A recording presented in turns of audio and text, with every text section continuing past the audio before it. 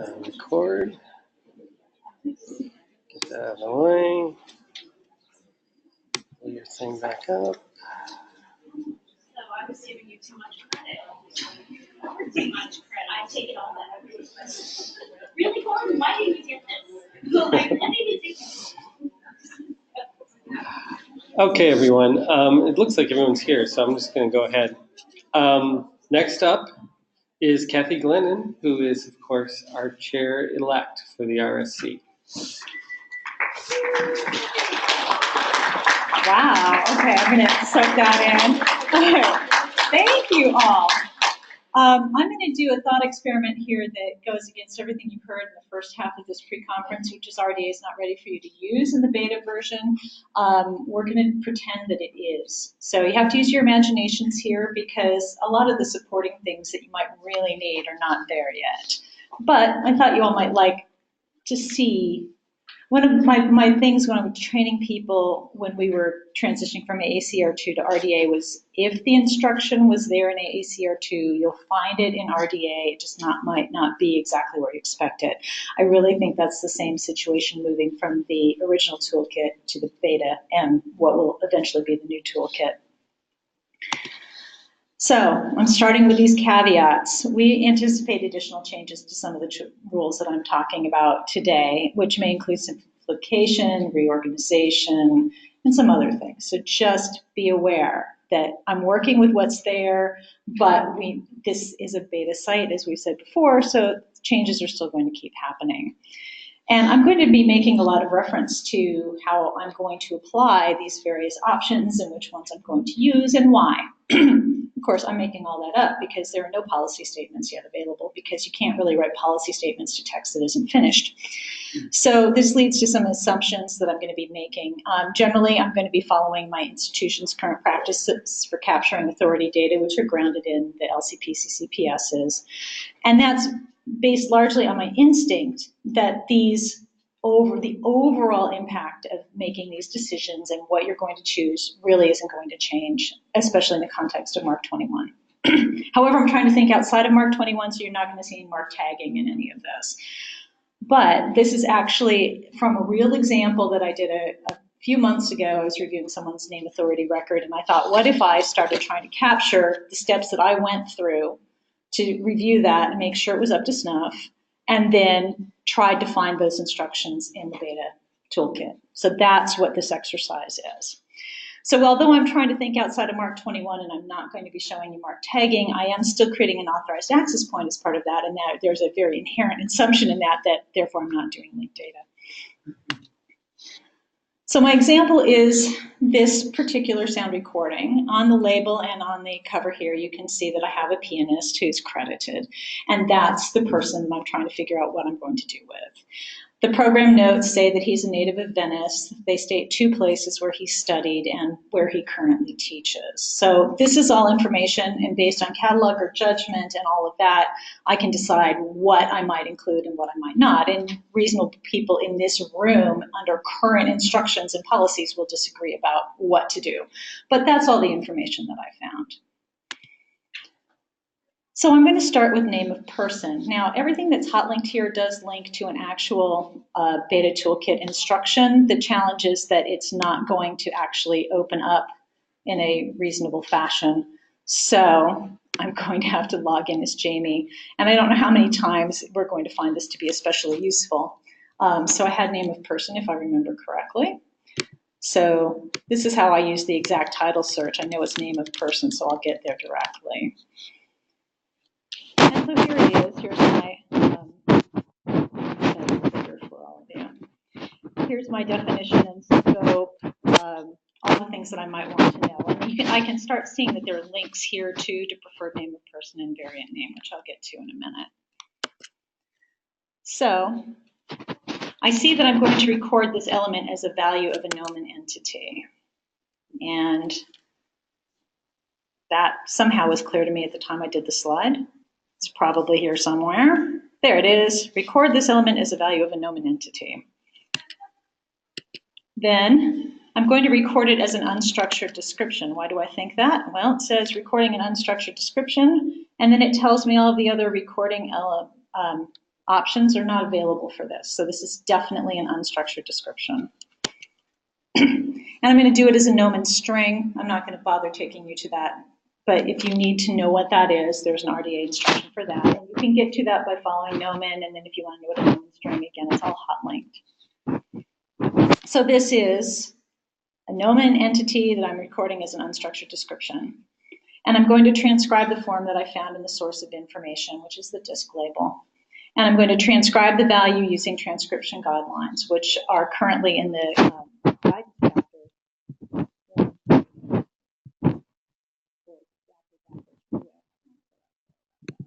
So there's transcription guidelines, and there are two sets. There's basic transcription, and there's normalized transcription. And one really is more literal than the other. The normalized transcription has some of the exceptions that from take what you see to take what you want to see, really. I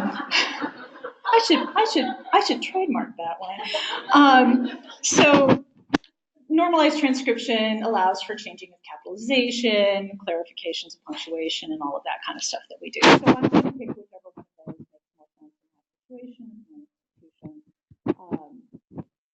And my result is, not surprisingly, exactly what I saw for the person's name in the first place, Alessandro Taverna. So then I have to figure out the preferred name of the person. So if I go back, don't log me out. Yeah, okay. Refresh, huh? Exactly. Ah, perfect. Name of person. So preferred name of person is. So what is preferred name of person? Well, it's a nomen entity. Surprise. It's an unstructured description is one of my options. What about, there's a lot of options. Pretend you don't see all this. Okay, just keep going. It's all in one place. Okay, keep going. Do I have anything else here, or do I have any other options?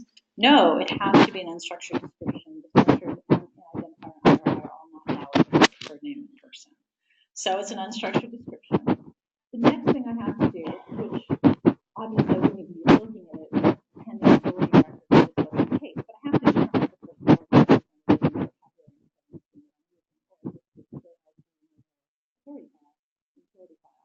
If it's there, I am done. I use that form, I say where I got it from, and boom, done. So that's easy. Unfortunately, I'm not sure if the person is there. So I've searched the name authority file, and there's an authority record that matches the character term from my 2 minutes later. The work cited is to run an Alessandro opera, copyright 1999. I don't know if this is my 2 minutes. And in fact, when I first saw this, I thought maybe it was a word, somebody using the Italian word opera for works, and it could be about anything. No, this guy actually wrote about musical opera. So there's a chance this is my musician who is a scholar as well.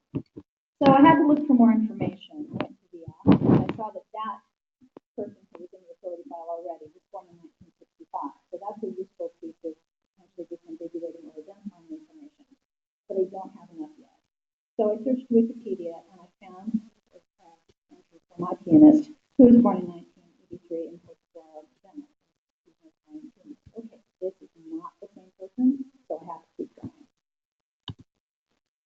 Since he's not already represented in the vocabulary encoding scheme, I have to choose among those very many options that I scrolled through. Some of those options are actually likely to get relocated to access point instructions because they're about manipulating the name rather than capturing what you see in a manifestation. But that's work yet to be done. So hopefully that particular page is going to have fewer options, and some of the other pages that you might land in will have more options. But they're not those options. If they were in the original toolkit, those will all still be represented because that's part of our commitment to making sure you can still do what you've been doing. And among those options, I have to figure out what I'm following and what I'm not following. And so I've made these incredibly blatant assumptions that the policy statements are reasonable to me and that they do exactly what I want them to do. So this is what you're going to see in what I come up with. So I'm going to choose a name by which the person is commonly known. That seems to make a fair amount of sense. Because the name contains a surname and because those instructions right now are living in preferred name of person rather than an access point, I'm going to do that manipulation now. So there's general guidelines at the name of agent page, which includes specifics about all the things you're used to seeing: capitalization, numbers expressed as words, how you deal with accents and diacritics, hyphens, spacing of initials, abbreviations, all of that. And then the ultimate end game here is I'm going to record the surname first, surprise, followed by a comma, and then the rest of the name. So I've now got my inverted name. That is my preferred name of person. This then leads me to figure out, are there any variant names? So back in the toolkit, one of the choices, oh, why did I do that? Jamie told me the trick, just reload. Okay, one of the other options was variant name of person. So here are the instructions for that. Obviously, variant name and preferred name, the basic structure and instructions are very, very similar because you're doing the same kind of manipulation, but you're just getting a variant name. So I need to decide if there are any variants that are considered important for identification or access, and if so, I'm going to basically go down that same path I did to determine the preferred name. The result, however, is I don't need to do this because I didn't find any nicknames, any multiple surnames, or anything else. So in this particular case, I get to just move on. This leads me now, I'm going down the path of, well, I want an access point. So access point for person.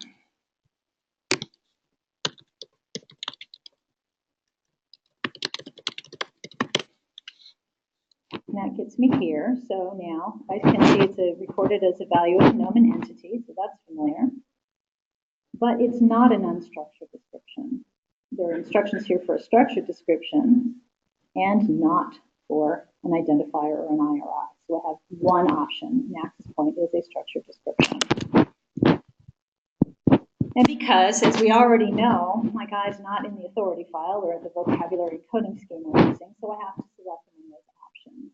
And I'm going to follow the policy statements that are applicable to my agency. And the one that I assume is actually in play is to record a value that's based on the name of the person that I already figured out. That's good, right? I mean, why did I go through that exercise if I'm not going to use it? So the result, again, not surprisingly, is the access point without any kind of modifications is the inverted form of his name. But now I want an authorized access point. Not surprisingly, this is also part of it, a value of a nomen entity, and it's recorded as a structured description. And again, it's not in the vocabulary encoding scheme. So this should actually be linked down here. Authorized access point for person is a narrower form of this. And there's some options here, clearly labeled is what I have to figure out. And these go on a bit because these are some of the same things that we're familiar with in the current toolkit. Well, I don't have, the range. It's not going to say there's no nobility titles and so forth. But I have to figure that out. And ultimately, I'm going to end up with recording a value that's based on the preferred name of person. And I need to make additions to the name to distinguish one authorized access point from another because I already know there's a conflict. The distinctive information I have about my piano player is that he's got a different date of birth, and he has a profession or occupation that's very clearly pianist and not author. And I'm making the wild assumption that the policy statements I follow prefer date of birth in this instance for disambiguation.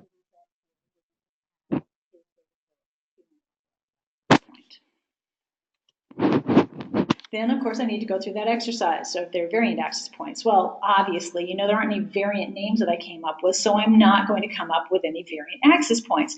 But again, if I had this to go through, it would be a very similar process to doing the authorized access point.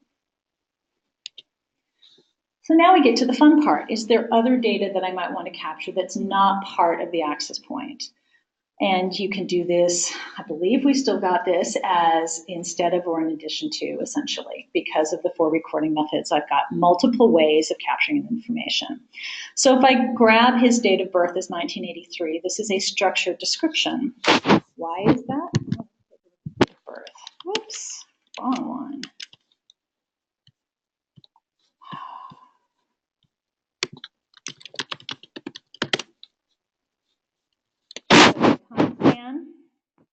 such a person was born. And remember, the time span can even be a nanosecond, so it's not supposed to be, someone was not born over a period of years, but it's still a time span, even if it's pretty distinct. So I can record a date of birth in the 4 different ways, actually. I've got unstructured, structured, and an identifier. I'm going to use it as a structured description because what I've ended up with is I want it to be EDTF and actually actionable. So that makes it structured. The place of birth is Venice. And maybe I want to put that in there. It could be useful if there are, dozens of other Alessandro Cervenos out there that haven't yet had authority records created. And again, I'm going to use this as a structured description because I want to use the form that's in the LC-Maker name authority file. So I captured that as a structured description. And then the same thing goes if I want to capture information about where he studied. Hanover is one of the places that he studied, as was Rome. That's the same process. Now, the related place of person, this one's interesting. This is where he currently works. And I need to make a decision. And I'm just going to throw this out for you as cataloger's judgment here. Per Wikipedia, Portuguaro is a town and commune in the metropolitan city of Venice. I'm already capturing Venice as a related place. Now, I didn't necessarily, I captured as a place of birth rather than as a related place of person. So I need to make a decision here. If I want to capture this again, I would decide that it was important for my institution or for identification or access or something or other, and I'm going to record it for the established authority record for the place. Then we go down the path of what about these related corporate bodies? These 2 on this slide are where he studied. Sometimes people think that's important, sometimes they don't. When I'm reviewing authority records that other people have created, if they've gone down this path, I will go ahead and review it and tell them it's fine. There's no harm in giving additional information. But if they haven't provided it for where they've studied, I probably also will let that slip and just say, that's fine, that was your judgment. So in this case, I'd like to go ahead and add it. And the related corporate body of person, let's take a look at these instructions. I knew I was going to start making typos here. I swear I can't type when people are watching, so I've done pretty well so far. All right, so this is a corporate body who's associated with a person. So where you studied is a place that can be associated with you. And it can be recorded in the various means. All 4 recording methods are applicable. So my institutional practice has to tell me which one of these I'm using. I'm going to record it in its authorized form that's in the LC-Maker name authority file. So that makes it quite structured. And we'll need to the data provenance. And the same goes for the San Cecilia National Music Academy, because I'm recording it from the name authority file given in the minute. Now, where he currently works actually might be the most interesting of these, but it's not in the name authority file. I've searched and it's not there. My assumption is that I'm still going to want to come as close to matching that structured description of that place, even if I'm not going to create an authority record for it right now. That's always been the way I've operated as a cataloger for decades. So I'm going to try to find the Italian form of the name so that the character strings might match up sometime in the future if somebody else establishes it. So I did a Google search. I found their homepage and a Facebook page that gave an Italian name. That's good enough for me to use that. But my data provenance is actually citing the website where I found it. Now, I do think it's really important in this case to give the profession or occupation. I've got a piano player. I don't have an author. This is what he's known for. In fact, the Wikipedia article says he's an Italian pianist. Let's do this right. So I'm going to use LCSH. That's my policy to use LCSH, and therefore I'm going to use the LCSH term pianists. Now, he's also a music teacher. Is that bibliographically significant? Maybe, maybe not. That's your judgment. It seems unlikely to me that people are going to retrieve bibliographically significant works based on the information in a, say, NACO authority record under piano teachers. Piano teachers generally, if they do something that is of bibliographic significance, they're also an author or something else like that. But there's no harm. Again, it's true, it's factual, and I can justify it. So if I'm going to do this, I'll use the LCSH term because that's what I use when I create professional or occupation terms. Now, what got interesting as I was doing this, it's the one reference I will make to Mark here. All of this, those of you who know Mark authorities, you can see which tags I've been walking through. I got to the 670 and I thought, wow, this one is weird. So the source of data is my manifestation for the 670. And even though the 670 itself is highly structured, if you start atomizing the data, it's not structured. So I actually have an unstructured description when I get information from the label that says Alessandro Taverna piano. And I decided my data provenance, and I completely made this up. This may not be what you would actually do. Not only am I giving the title of the manifestation, but I put the colon about where in that manifestation I got it. Why did I do that? Well, because as you'll see in the next slide, I also took the information from the insert. So this was on the label. This is a separate piece of data from what I found on the insert. And what I found on the insert is what I told you about in the beginning, that he's a native of Venice, where he studied, where he currently teaches. And all of that came from the insert. This is clearly an unstructured description. I've grabbed things from the insert. I've sort of modified them a little bit because I guarantee you there's not a character string in that insert that says exactly that. But I'm following my regular practices, and it's all off of my head, so it's unstructured. Yeah, there's some structure. There's semicolons separating the statements, but that's still unstructured, really. And I've said where it came from. It came from the insert. Well, now, because I'm in my mindset of being a NACO authority person, I've got to justify that 1983 birth date. Does RDA really require you to do that? Probably not. You can just make that assertion. But, those of you using my authority records like to know that I wasn't just making this stuff up. So I'm going to tell you where I got that information and maybe some of the other information that I put in the record. So I have this quasi-quote from Wikipedia as an unstructured description telling you that where he was born and what he does. And my data provenance is, in fact, Wikipedia, and when I consulted it. So that is my imaginary walk through how you might actually use RDA in this new context. But as I said, I had to make a lot of assumptions right now.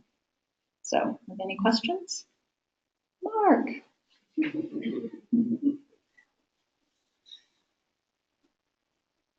So since you got to make some stuff out of your head, go ahead and make up some more.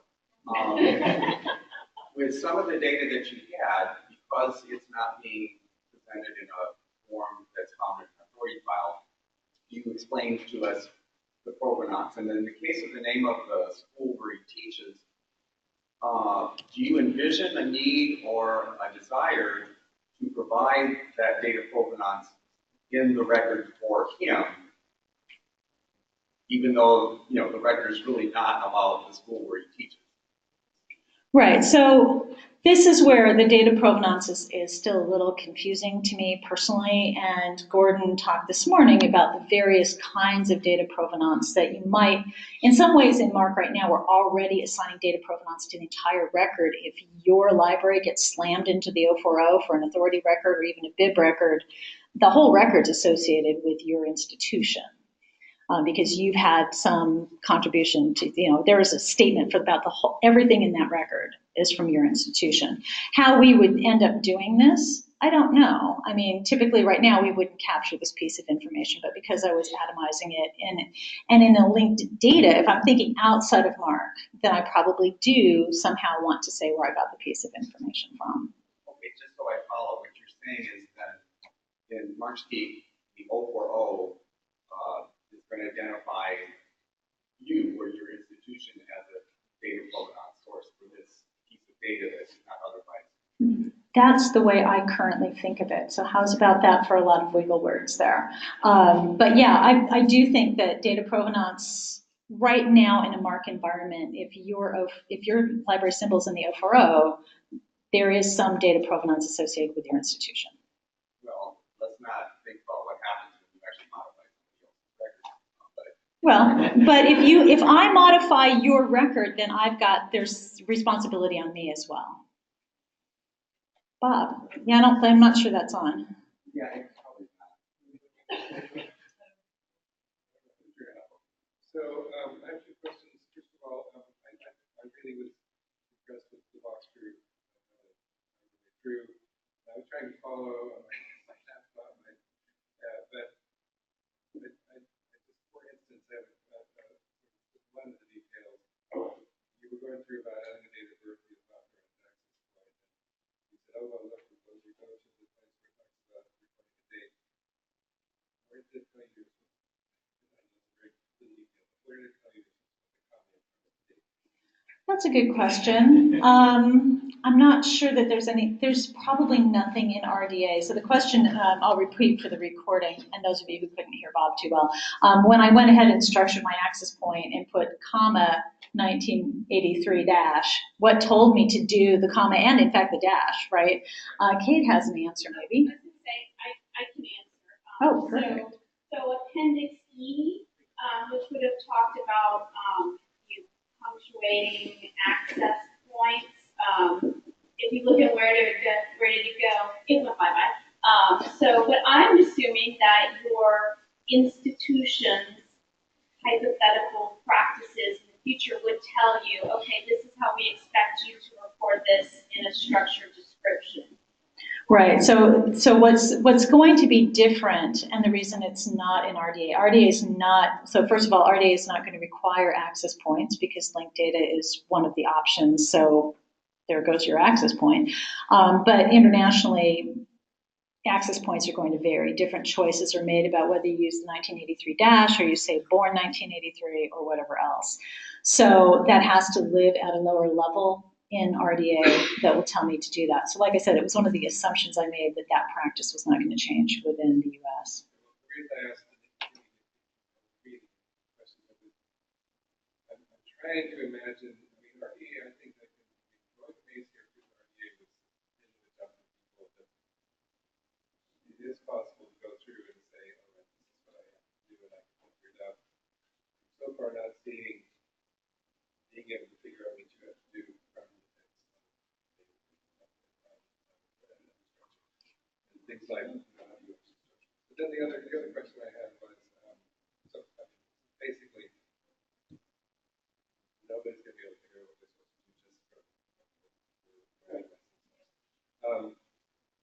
was what I would like to know, I also really liked your presentation of how you're going to record everything, but what it's Mark here, but what do you envision it looking like?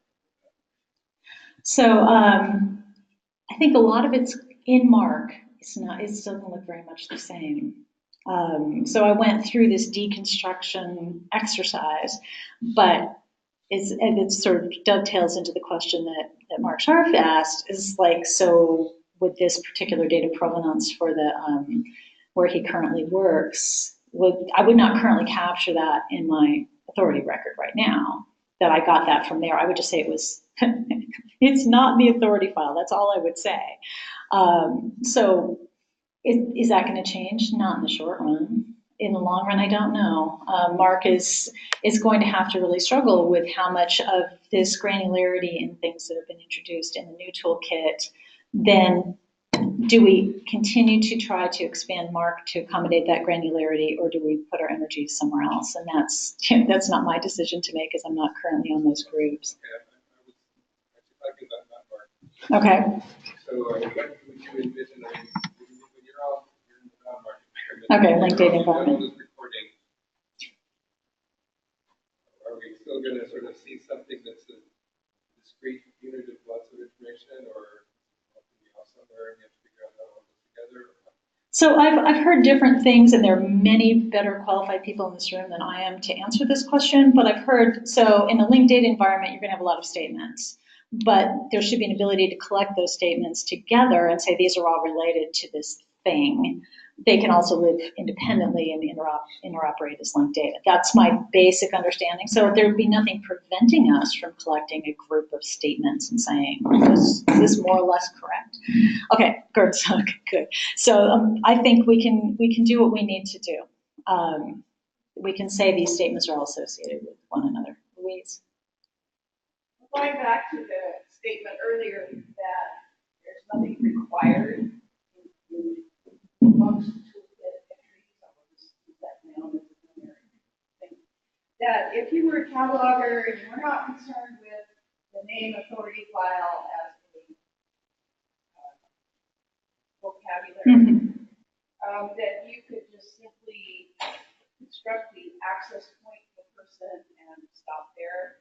And if you are looking to create a form of name that is used by many people as authorized, that the access point for person, it's not anything you necessarily record anywhere, but it's part of your thought process. Yeah. Do I have that right? That's how I thought of it this time.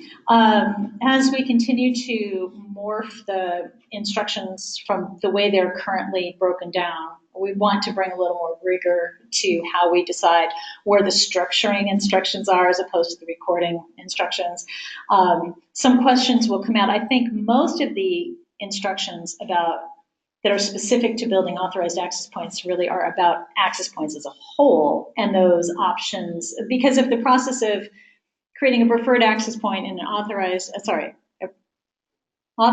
point and a variant access point are nearly identical, the difference there is saying this is the one that's preferred and these are the ones that are variants.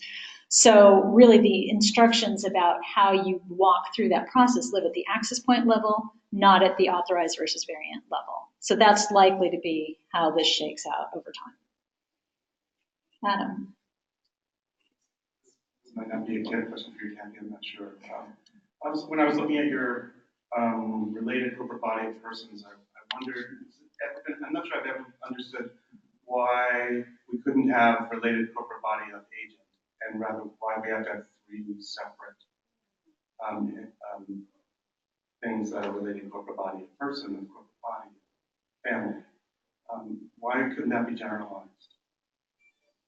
I think the generals do exist, and then these are more specific. Is that right? So the question then for the RSC to consider is whether these more specific ones are useful. Is that a reasonable way to restate that? So for the recording, in case that didn't get captured, why do we have more granular related corporate body of agent when we have of any particular agent rather than just the general? Bob. I was glad to hear you say that you're moving it's about converting the name to the access point guidelines, or whatever we're supposed to call it, not what we're supposed to call it. But I wonder if, does that mean that, I actually hope that this will be the case. I mean, I've always felt that it's incorrect to record the preferred name as its inverted form. We should be recording what we think is the most common form of name. And so is this what the actual guideline is going to tell us to do? Yeah, basic. So in my case, you all know me as Kathy Glennan, except ALA knows me as Catherine Glennan. And if you look at my authority record, you can see my direct form of name in published things. So Catherine P. Glennan. Yeah, but so I've got three names that I I definitely don't go by Catherine Glennan, but that's ALA's problem.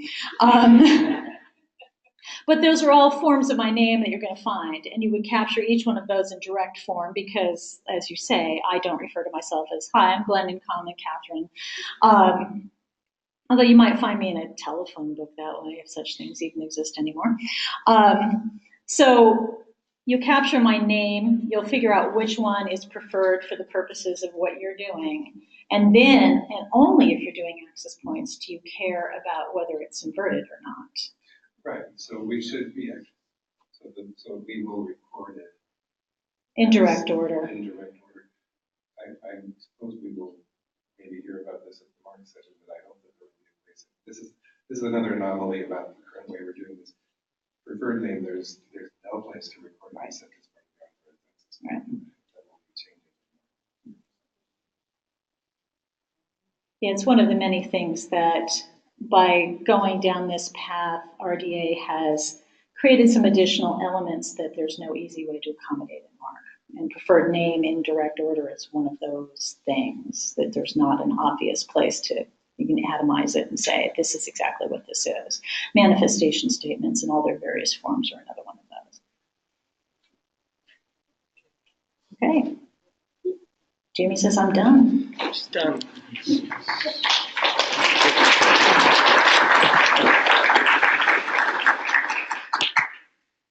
We had a